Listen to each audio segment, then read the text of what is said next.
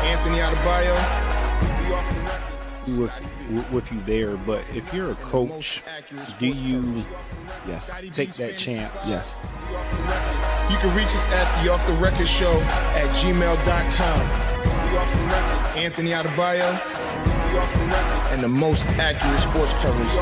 Scotty B's Fantasy 5. We're different from any other sport. His sophomore year. Comes back and says, you know what? And your boy, Scotty B.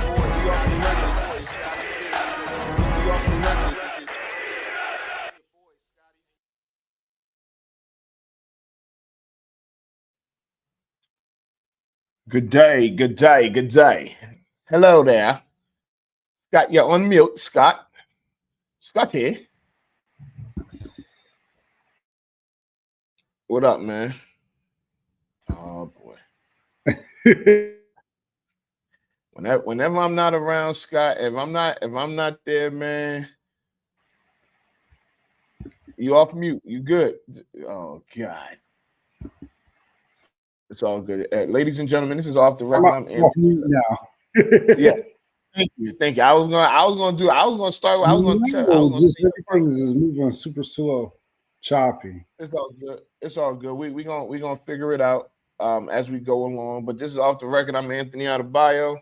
You know, it's your boy Scotty B. Scott is you. Hey, look. So before we start anything, Scott, I'm just asking you today. Don't piss me off. Don't piss you off. Don't piss me off. I know you feeling yourself right now. The Knicks got two wins on the road. So now you know. That's all I'm asking. We gonna talk sports, but don't piss me off today because I feel like you're excited, you're happy, you know. Everything No. I'm not falling into the old banana in the tailpipe trick. Like no, right? It's 2 games. And I want to tell you, right? I wanted to come on here and just gloat and just be really happy. But somebody reminded me, if somehow, some way, we lose 4 games in a row, is going to be an epic disaster. So I'm just, you guys know me, man. I'm just sitting here minding my own business. Oh, we know you. That's the problem. Just minding my own business, and I'm just praying that we take care of business. Yeah, but as a Knicks fan, I could not wish for a better start.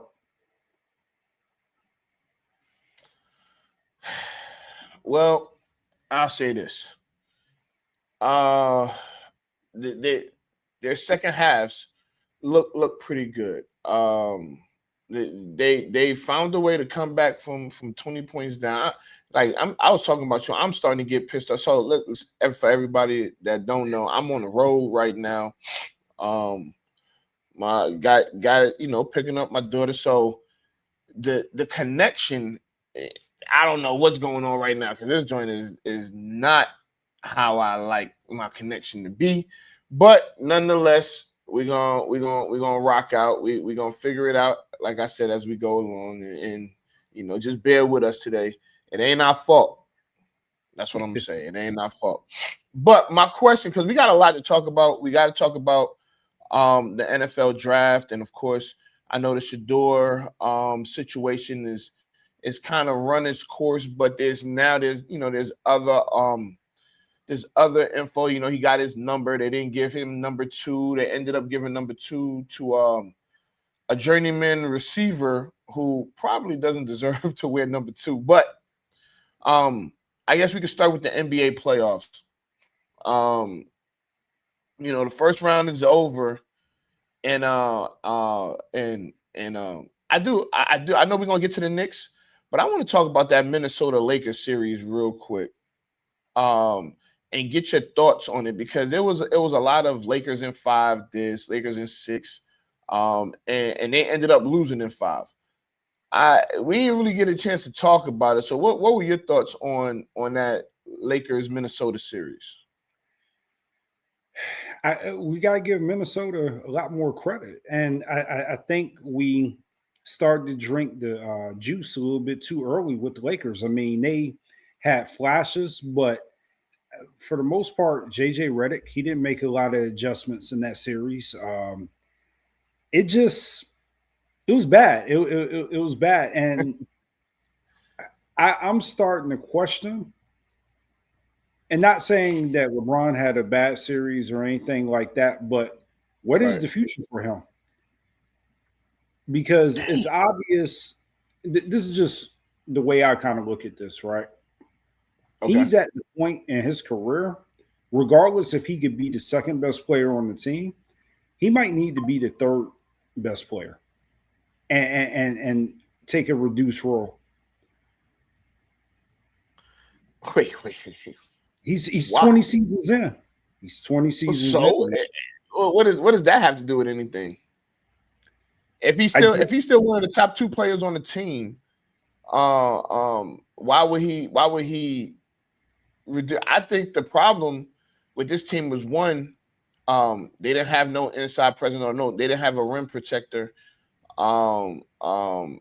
Defensively, Luka was what we talked about when the trade happened, as far as defensively. We do got a good friend, Jamal, who said defense don't matter.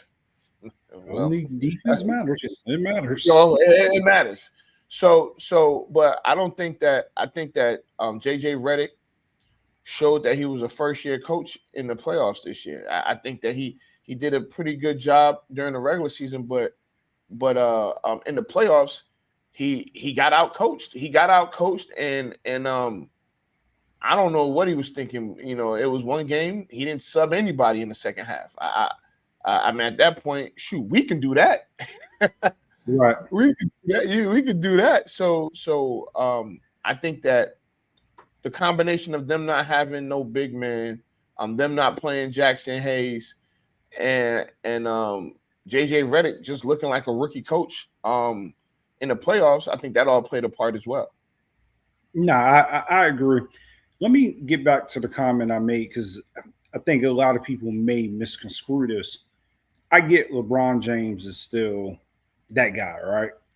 But at this point in most people's career, they kind of accept maybe, like, I'm not saying he needs to come off the bench, but it may be time for him to the offense to flow through a couple of other people, and he just kind of get in a little bit where he fits in at.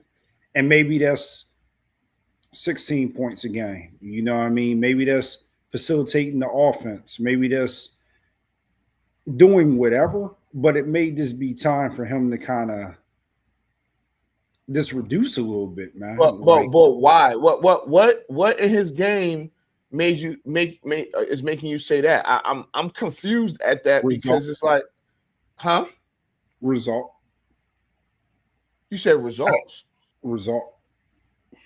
What's the results? They were a 3 seed in the West. They were a 3 seed in the West, and I don't think it was. I think more of them not having a big man is the reason why they lost, more than him putting up points. So let me ask you this, and like I said, this is going to stir up a lot of debate when people hear this. How much more money does LeBron James really need? What is that? Just hear me out on that, right? I get that he's getting his money, but if he really, really, really wants to chase 5, couldn't he get the Lakers a hometown discount and maybe possibly use that money to bring another superstar in? Who's to say that he won't? I mean, the way his deals are structured, he got opt out and then re-sign. So I mean, more than likely they're gonna. So if I was the Lakers, I would go get Miles Turner.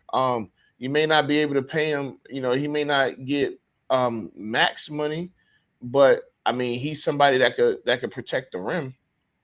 I don't. I mean, LeBron's contract is not strapping the Lakers to where they can't make any moves.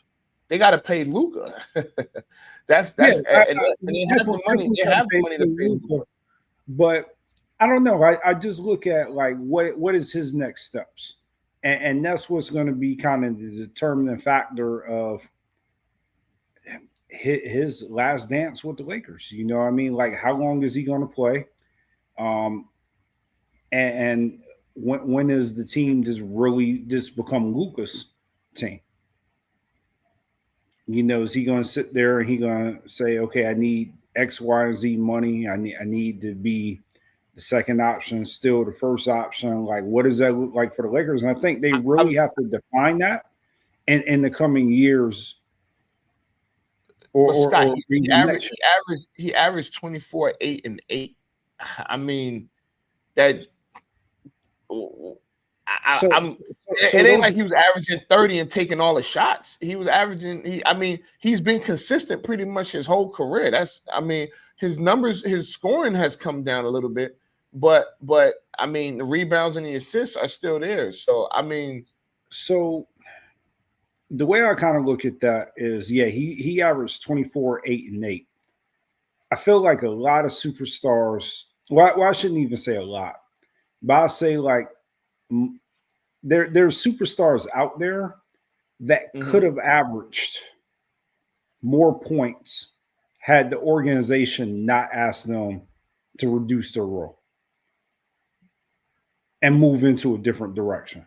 So I feel like, he averages 24, 8, and 8, but is that 24, 8, and 8 the winning formula that they need to get him to 5? But Scott, they were the 3 seed in the West. But what did it ultimately yield? Yeah, they overachieved this year though. When they made that trade with Dallas, we weren't saying. Well, I wasn't saying that they was going to win a championship. Neither were you. I think we both were saying that they were like a year away. So if they were a year away, they overachieved by being a 3 seed, and so now they got time to go and make moves this offseason, whether they go get a Miles Turner or whoever. I don't know. But I agree with all that. So I don't think LeBron needs to take a reduced role though. I don't think that he needs to have a reduced role for that to happen. I think they probably should explore all options, and I think like it's going to like really come from him. Now, if he wants to say like, you know what, we're good. We'll what we were doing. We'll bring in a couple of other pieces, and we'll see how it plays out. Then I mean that's his decision. But if I was the GM and I'm not the GM of the Lakers, I would be looking at all options at this point, regardless if he averaged 24, 8, and 8. How much longer is that like sustainable? And is that going to get us? Let me ask you this: when you say explore all options, are you saying that possibly getting rid of LeBron? I wouldn't get rid of him, but you need another piece to complement Luka with LeBron. Now, is it Miles Turner? It could be, but I don't think so. I think it's another piece there that they need to acquire that's going to get them over the hump. And I think go ahead. No, I said to me, from what I saw, the main issue that they had was a big man. They didn't have anybody that you would say, oh, he could protect the rim, or we could get him the ball in the post. They need somebody like a Rudy Gobert, who you're not really looking for them to score. You're looking for them to protect the rim and play good defense and get rebounds when you need them to get rebounds. I don't think you necessarily need them. And maybe it is Rudy Gobert, but I don't know. I don't really know what they're missing, but I don't know if it necessarily works with the formula that they got going. Now I get it; they were third in the West. Okay, kudos to them. The West is tough, but year after year, considering who's in the West, I think they may need to restructure the blueprint a little bit more. And I don't maybe know. this, yeah, Yeah, we'll definitely talk about that more. But let's get to the teams that's actually still in the playoffs. right. Yeah. The Knicks. Let's get to it. So the Knicks had a tough series in round one against Detroit, which could have went, honestly, it could have went either way. A lot of hard for that. That was like an old school series to me. I felt like that was an old school series. Pretty much all the games came down to the wire. Um, and now, I mean, they're going against the Celtics, who look like, especially in the first halves, look like the better team. But then the second half, they self destruct, which you normally don't see from championship level teams. They self destruct, and now they're down 0-2 after having 20-point leads in both games. Yeah, I mean, it's inexcusable for them to self-destruct the way that they do. You would think that they've never been in these pressure situations. I do question like a lot of their strategy going into this series. It seems that they're just. I know in the first game they shot like a lot of threes. They just didn't shoot well, and that ultimately ended up being the reason why they lost in the first game. This past game, it was just more or less they went on a huge drought. You know, like in the second half, they just really just couldn't score the ball. They've, I feel like a lot of their offense, they're rushing. They're not working through their full offense, and I feel like that they may have slightly, not necessarily overlooked the Knicks, but they're not like it. It's going to take it. It took these two games for them to wake up. I do expect in game three and game four, we'll see a different Celtics team. But I just think they got punched in the mouth by a team that went through a grueling series in round one. I feel like the Pistons, even though the Knicks were able to come out of that series, it was a tough, scrappy series. And New York, they came with that energy into Boston, and Boston just has not adjusted. Now, I think, like, again, 220-point losses, I mean, blown leads, not losses, but blown leads and last minute victories, the still two games. I think they're awoke now, and we'll see the Celtics that we expected to see, but no, they didn't bring their A guy. Yeah. So again, you don't necessarily see this from teams like championship level teams, where like the Celtics. Honestly, the Celtics look like a team like the Rockets or the Pistons, who would give up leads because they're inexperienced or they don't have the playoff experience, and you don't normally see that from not only championship level teams but the reigning champs. So now, with that being said, we've seen teams come back from 0-2 plenty of times. I forget which series it was. I can't remember if it was Bulls Celtics in like 2011. I forget what the year was when the road team won every game.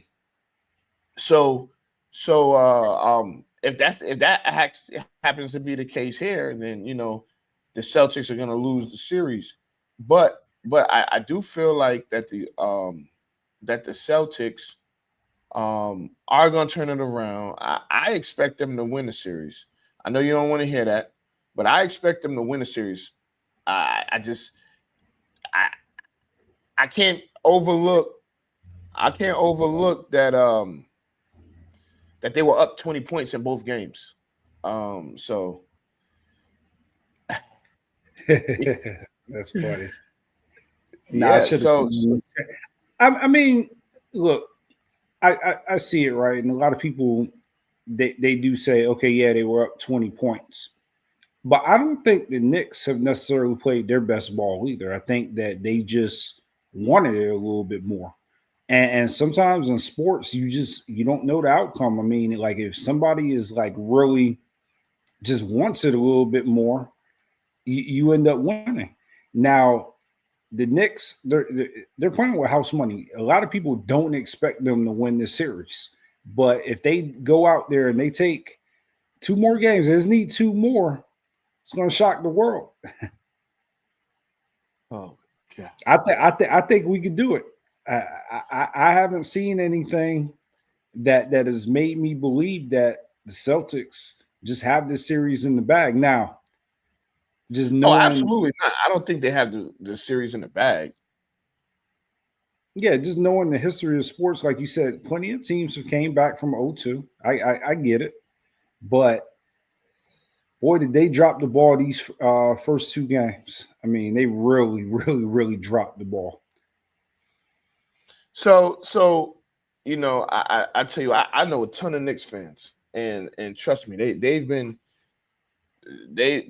active these last couple weeks with the way the Knicks have been playing in these playoffs. Look, I ain't no hater. Today, I ain't no hater. I think that if the Knicks were to win, it would actually be good for the NBA. If the Knicks were to win this series, go to the Eastern Conference Finals, it would be good for the NBA. Now, it, it would be interesting. Like if the Pacers were to find a way to beat the Cavs, and there's Knicks versus Pacers in the Eastern Conference Finals. I think the Pacers are going to beat the Cavs. I don't. I think that I feel like the Cavs will win in 6 or 7. So this is why I think the Pacers are going to beat the Cavs. I Okay. feel like that people are not paying attention to how good the Pacers are. The Pacers ended the season red hot. They're 7-8 in the playoffs. They have like all the intangibles of a good team. They got Rick Carlisle, who's got them playing. I mean, just overachieving. And you Right. can't overlook too the Cavs have a lot of injuries. Like you look at their point guard, all-star point guard, he's Yep. down. Garland. Yeah. Yeah. Garland's down. You look at Mobley, you know what I mean, defensive player of the year, he's Defensive out. player. Yeah. Yeah, Yep. you got Hunter, he's out. So like when you really like think of like all those players, right? That's three of their best players that are hurt. What other team is overcoming that? Now I get it. You got Donovan Mitchell. He's been playing. He's been doing everything that he possibly can to keep them in these games. But at some point, I'm not saying we should give the Cavs a break, but we got to be realistic. Like a lot of other teams are not missing key components like that and expected to win. So I expect the Pacers to win this series. And I would Mm. love to see the Knicks Pacers in the Eastern Conference Finals. I just think for nostalgia purposes, Knicks Pacers would be good. But I'm telling you now, it's probably going to be Cavs, Celtics. Those they have been the two best teams in the Eastern Conference pretty much from the rip. So I got both teams overcoming 0-2 now. Now, history is going to say that that's not possible. That's probably not going to happen.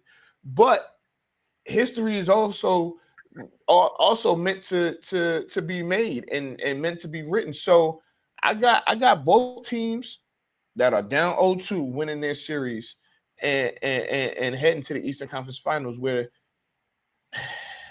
that's what I want to see. I want to see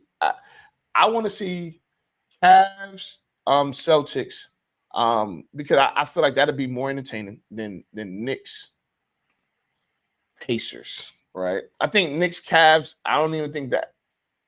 Now, if the Knicks make it to the finals, I ain't gonna lie, I'm gonna be tuned in because I I ain't even gonna say nothing. But you know, we've known the Knicks to let their fans down and So in some wild fashion.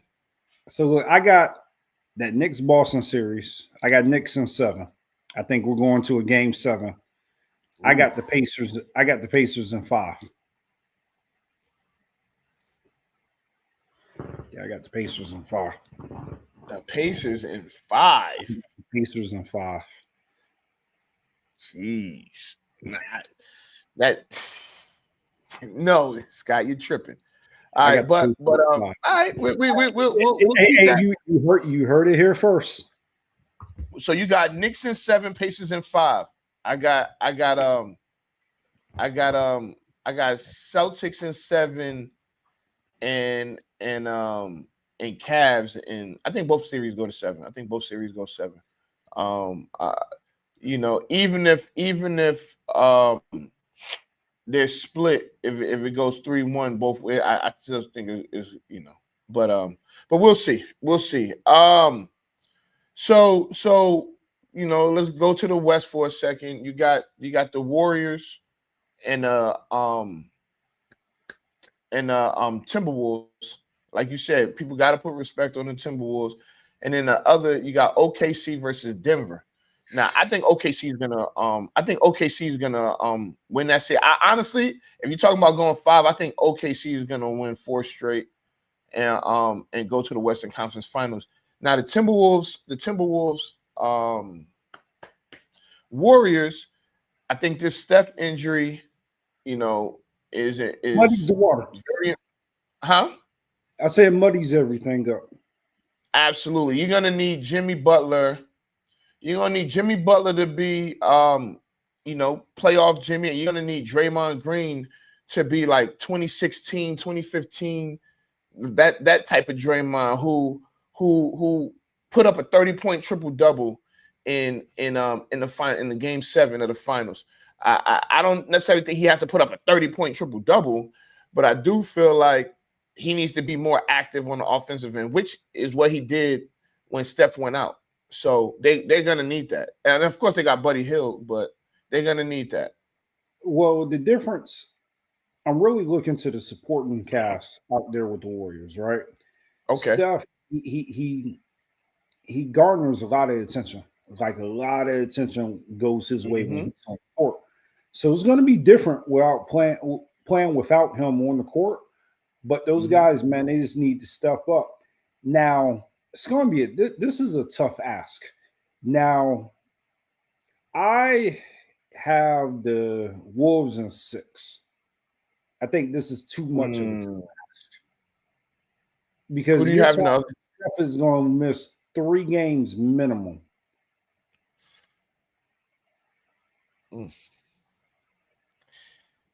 Eek, 3 games minimum is that's you're gonna that means Buddy Hield has to step up.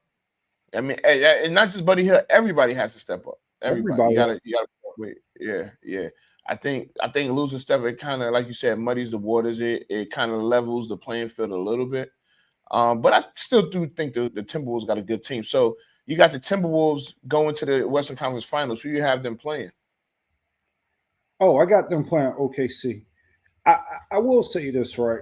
One thing that I like watching the Nuggets in the playoffs is you're starting to see the leadership of Joker a lot more, and you're starting to get to know him, and you're starting to see them kick into the gear that you're expecting the Celtics to kick into, like that champion, that heart of the champion type. That we've got the experience being in the playoffs. You're starting to see that from the Nuggets, but right now. And this may be it's not an unpopular opinion. OKC is playing the best basketball out of anybody in the playoffs. OKC is going to win the championship. OKC is probably going to win the championship. Hey, look, man. I will root for the Knicks, but I've got to take my Knick cap off. The best team in basketball right now is OKC. Yeah, and Shea should win. He should win MVP. I mean, yeah, they the best team. It's you could try and say the Celtics. You could say the Cavs. You could say the Knicks. You could say all these teams. but the way that team is playing, it's like they're destined to win. I would be highly surprised and shocked if OKC didn't win a championship. And honestly, win it fairly easily. I think that the toughest series that they would have would be against the Timberwolves. But if the Timberwolves keep on shooting the way they're shooting, that's the one thing that that's the one thing. You're right. That's the one thing that could keep the Warriors around is if they can't figure out how to exactly. Yeah, because if they keep on shooting, like I mean, I get it. So in the fifth game against the Lakers, they these dudes, they I mean Anthony Edwards, yeah, he had some good assists, he had some rebounds, he was still, locked into the game, but he was 0 for 11 from 3. And it's like, God, dog, like it gets to the point where it's like, all right, man, you got to stop shooting the threes, take it to the basket. They don't have a rim protector. But the problem with Minnesota, they keep on relying on, and just like Boston missed 45 threes yesterday. So if Minnesota keeps on shooting like Scott and Ant are on the court right now, then yes, they're gonna lose, and they're not even gonna make it to the Western Conference Finals. So I'll tell you this: this might be a stretch. I don't think I've missed 45 threes. Scott, if you played in the NBA game, first of all, you gotta have the endurance to shoot 45 open looks. Nah, in the NBA. Oh my God! Let's not do this. If you took 60, maybe in a pickup, you might miss 45. In the pickup game, I ain't gonna miss 45 threes. In the NBA game, yeah. Yes, you will, Scott. Wait, no, in a pickup game, a regular pickup game. We're regular people, not missing 45 threes. Huh? And you took Scott. If you took 45, if you took 63s in a game, not just shooting, because it's just hard. In a game where you still got to play defense, if you took 63s, I wouldn't miss 45. In an NBA game, hold on. In an NBA game and a college game, yeah, I'll miss 45 threes. I'm not even going to do that to myself. You put me in any game with people my age, and I get 60 shots, I'm not missing 45 of them. I don't care if I'm playing defense. I don't care if I'm playing whatever I'm playing. I'm not missing 45 shots. Guarantee it. I'm talking about threes. I'm talking about threes. Scott, you bug. I don't miss 45 threes. Hey, Scott, listen. Scott, Scott, we will go to the court and I will film you. And forget playing a pickup game. You could just shoot open threes. You're going to miss 45. I won't miss 45 out of 63s. I just played like last week. There's no way in the world. I'll come out of retirement and prove to anybody I won't miss 45 out of 63s. In a regular pickup game, no, I won't. Forget a pickup game. Let's get some horns because it's about to be. I don't want to get the horns right now, but we're about to have a wager. So Scott, we're gonna go to the gym. And you're gonna shoot 63s. We're gonna film this, and if I miss 45 of them, yeah, I'm there. Let's go. I'll take 60 shots, and I guarantee I won't miss 45 of them. Like, who the fuck do you think? I'm sorry. Who do you think you're talking to? like really? All right, okay. All right. Like, so take that somewhere else. Like, really? All right. So what? So we got to make this. We got to stamp this. We got to stamp this. So if it got this is good. You think? I know. Right. I know. You know how all right. So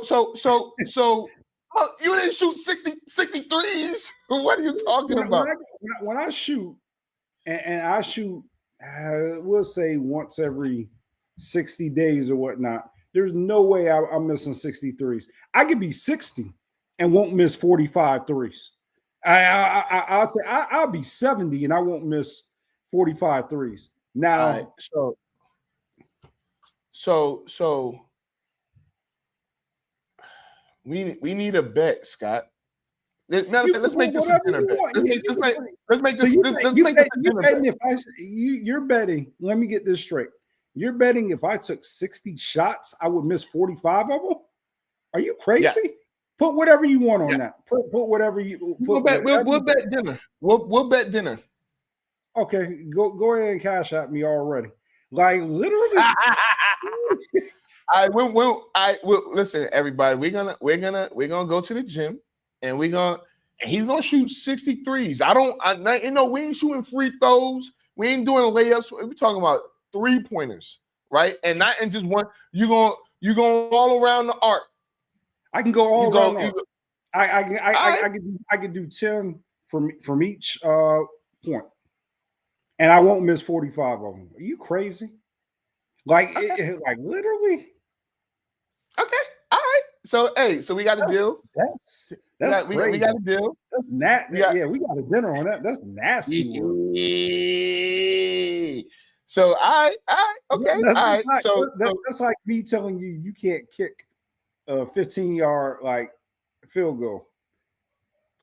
Or you can't. That's like me telling you can't throw. I'm telling you, look, I know you've been in the gym. Don't. Hey, I'm not saying that you killing it in the gym.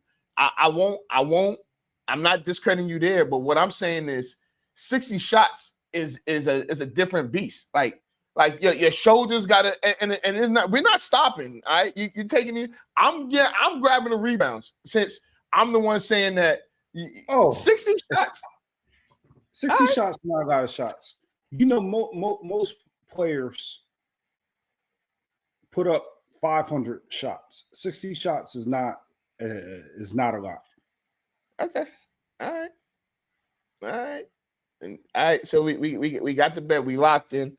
All right, so we both got OKC winning that series. You got OKC in the finals. Yeah, I got OKC in the finals. Yeah, I got OKC in the finals as well. And you got the Knicks in the finals? Yeah, I'm going with the Knicks. Okay.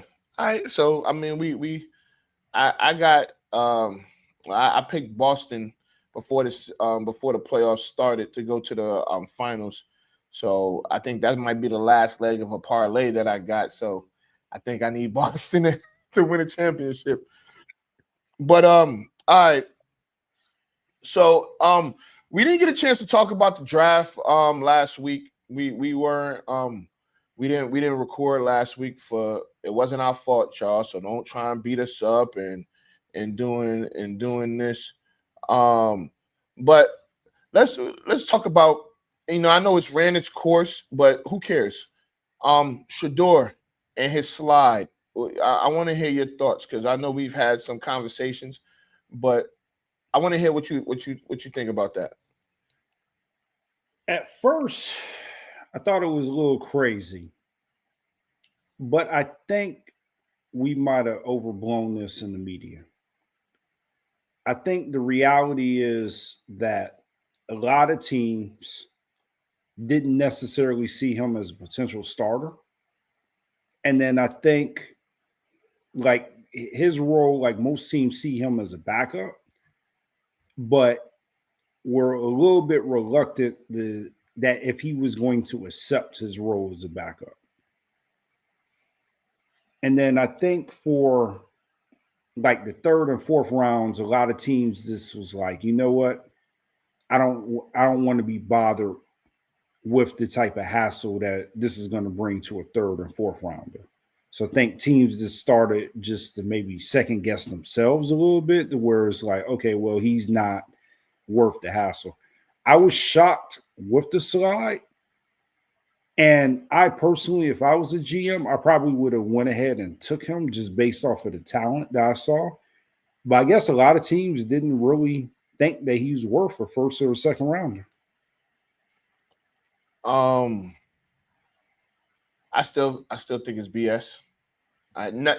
There hasn't been anything that changed my mind as of late. I think that I think again, like I've said this a number of times, if his last name wasn't Sanders and it was Griffin or Jones or Smith or even Adebayo, he would have been a first or a second round pick.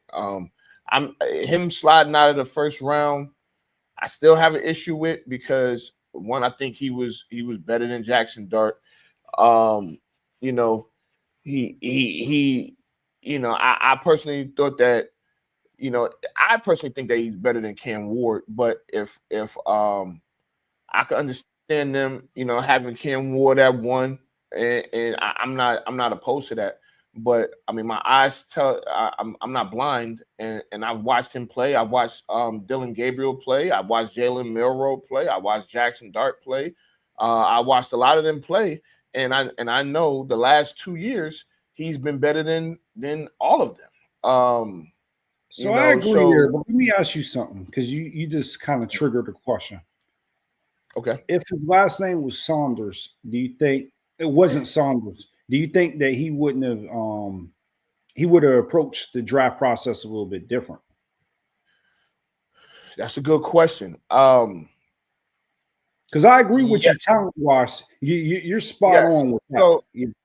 So I think that I think that and two things could be right. I think that his dad, his dad could have gotten in the way, right? I think his dad, pretty much, dad, not only his father, but some of the people around him probably gave him some bad information, which that happens, right? So he probably didn't go into. He probably did what his father did. Went into some meetings, some pre-draft meetings, and was like, "Man, you probably ain't gonna take me anyway," So I think that he thought that he was going to the Giants. I do believe that, and I wouldn't be surprised if when the Giants traded back into the first, he thought he was going there as well. Now, to answer your question, I say yes. I think that if his last name wasn't Sanders, more than likely he would have approached the draft a little different. Now, not throwing that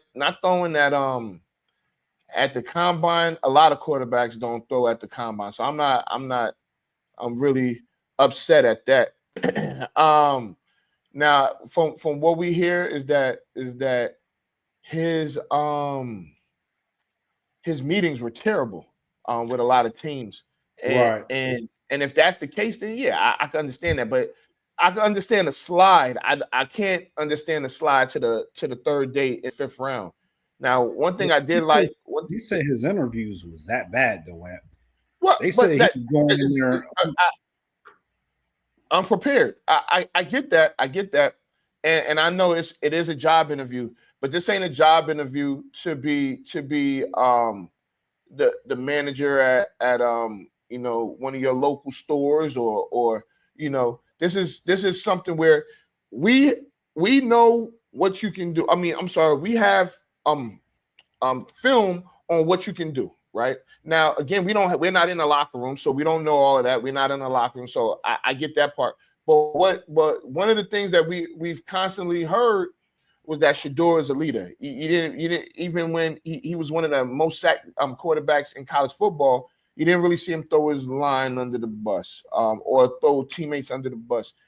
He did take accountability for certain things. Was he immature? Probably. I mean, he's still 24 years old or however old he is. But what I will say is not to drop to the fifth round. Now, what I think is going to happen, I think that teams in particular, the Saints, the Saints and the Steelers are going to regret not taking him even in the third and fourth rounds. I think that they're going to regret it. If we want to be real, I think that Shador is in the best possible spot that he could be in because he'll have the opportunity to play because y'all can say what y'all want about that room. Flacco is old as dirt.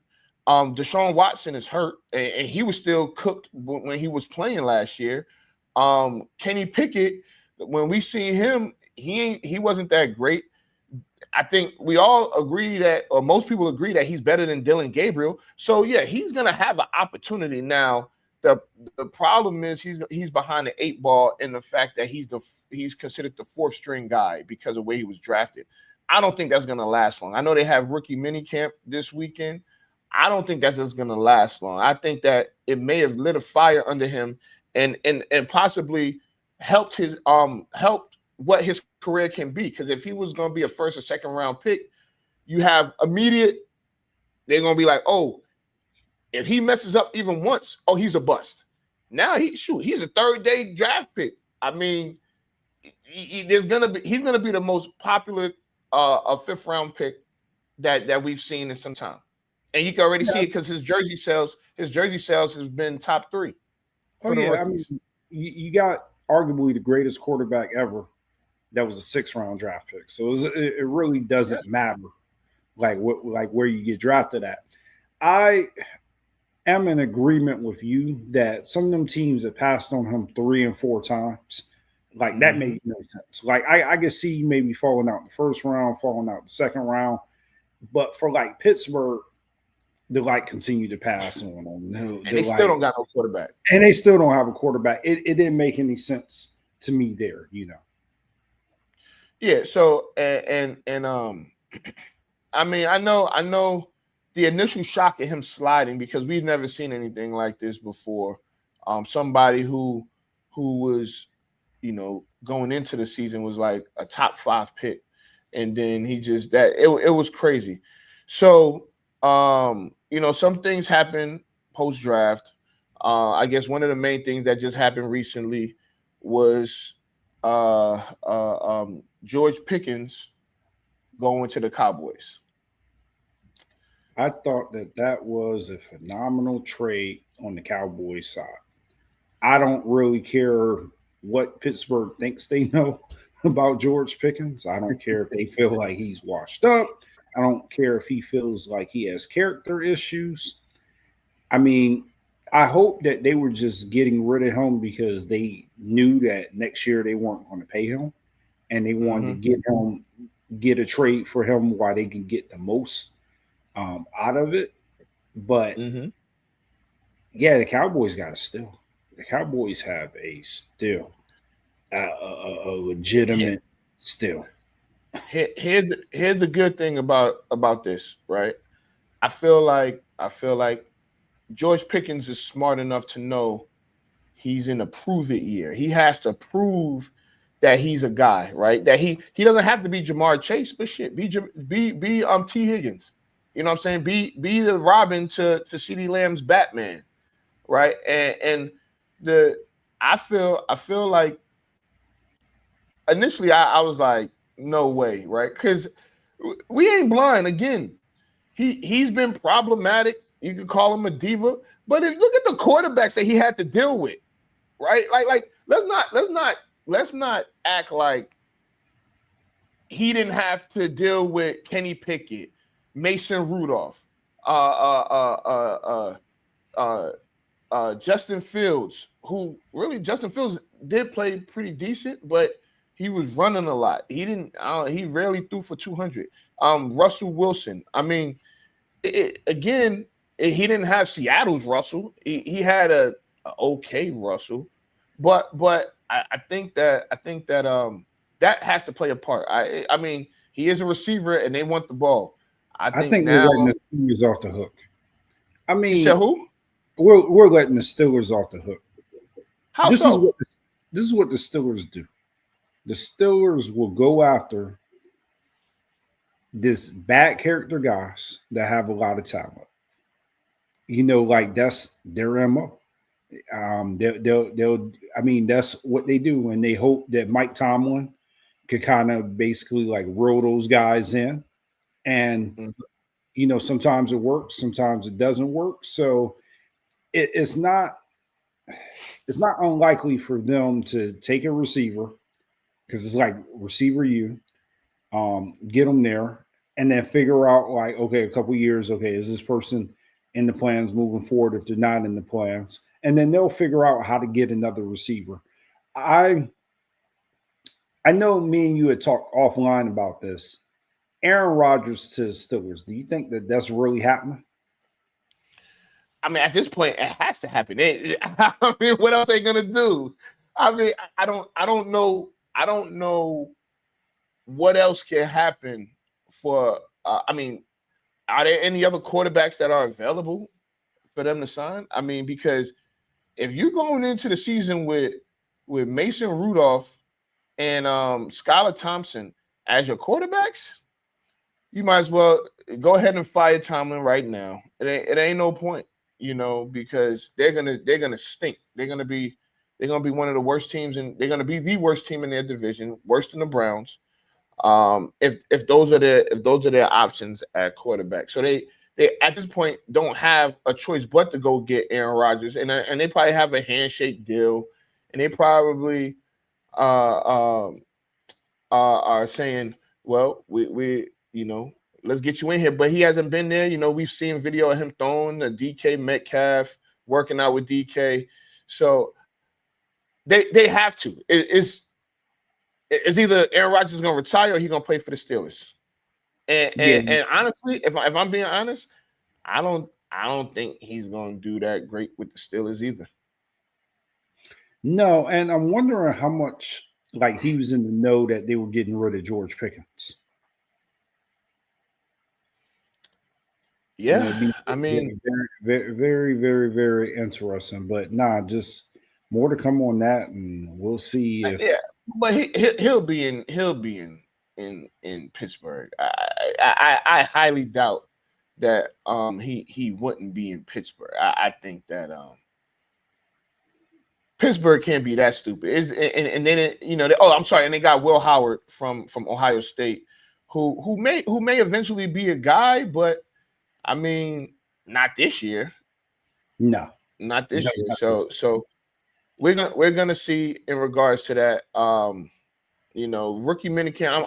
I'm actually interested to see how rookie minicamps go for a lot of these teams. I got a question for you, and this is going back to Shedeur real quick. So again, he didn't get number 2, right? He got number 12. What are your thoughts on that? Do you think that was a slap in the face?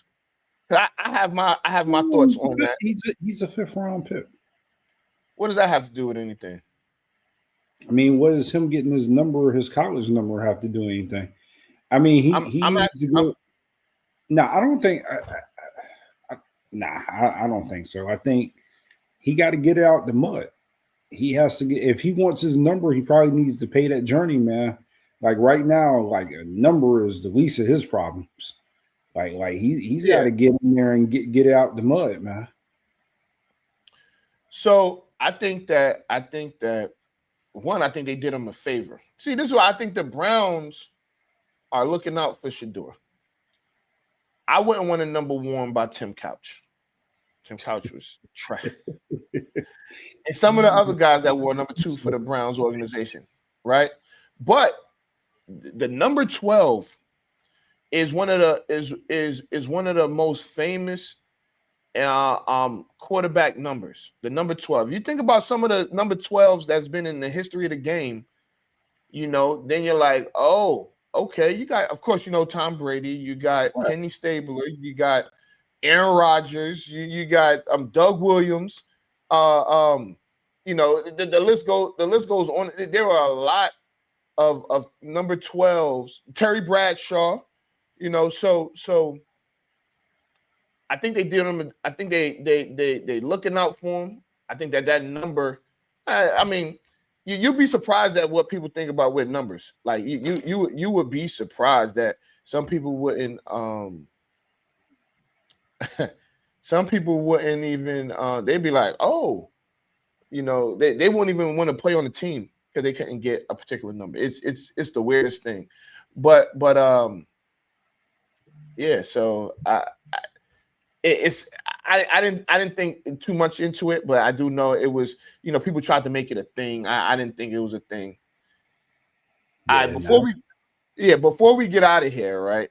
There's a story, and this actually is. Hold on, I'm gonna pull up because this might be winner of the week worthy.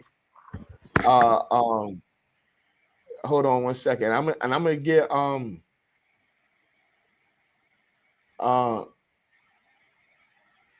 it was so I'm gonna get these two guys they were undrafted free agents. Did you hear that story? No, I'm trying to follow with you. All right, so there were 2 undrafted free agents that that that declined to play for the Eagles because they were Cowboy fans.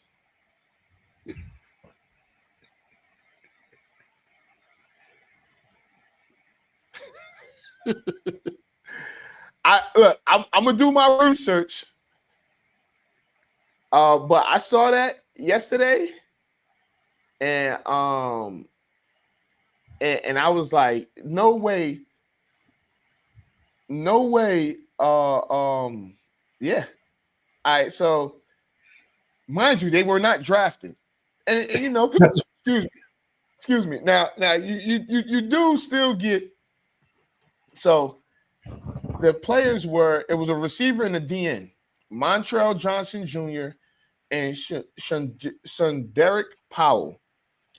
Turned down the Eagles because of their Cowboys fandom. And again, I don't know what they were thinking, but to turn down a chance to be to get picked up not only from a professional team, but the Super Bowl champions. I don't care if I grew up a Cowboys fan, if I grew up a Giants fan, or whatever. If you give me the opportunity to play in the NFL, who am I to say no? And I wasn't drafted. It'd be different if you was drafted and you were like, whatever. They were not drafted and chose to decline the Eagles' offer. What are your thoughts on that? It's a ton of NFL players that they're happy that they get drafted to their team. They have a career, and then they go back to their old teams. You know, if they were rooting for a team or if it's a hometown team, whatever it is. But yeah, that's crazy. Mm-hmm. I think that was just beyond stupid. Yeah, I'm gonna give. Yeah, that is winner of the week worthy. That is definitely winner of the week worthy. Yeah. So yeah. So that yeah. I'm when I get those names, I'm gonna post it and I'm gonna send it to you, and then and we'll post it on Instagram or Facebook, wherever we're gonna post it. But yeah, man, like that's crazy. That's I'm actually hoping that is false, and I don't have to post it. But but I don't care. Listen, I don't care how much I rooted for the Cowboys. If I'm up to get drafted and I don't get drafted, and the Eagles offer me a contract, you better believe I'm signing that joint before. Well, listen. So, but nonetheless, man. So. I think we pretty much done here. We will be back next week. What's today? Thursday? We will be back next week. We will be back next week. Same channel, same place. Yeah. But this what happened? So what did you say about ropes, right? Well, what did I say about ropes? I know, that's why I was laughing earlier. Yeah, I was like, oh, we was on the air. Yeah, yep. So, but yeah, man. So, anything else you got? Nah, man. We done. This off the record. I'm Anthony out of bio. Safe trip out there, man. Oh, appreciate it. We out of here. Oh wait, I gotta hold on 1 second. I was just about to end the joint. I wasn't even gonna play the. We out, man. We out. Anthony out of bio. With you there, but if you're a coach, do you take that chance? Yes. You can reach us at the Off the Record Show at gmail.com. Anthony Adebayo and the most accurate sports coverage. Scotty B's Fantasy 5. We're different from any other sports. His sophomore year. Mm-hmm. Comes back and says, you know what? And your boy, Scotty B.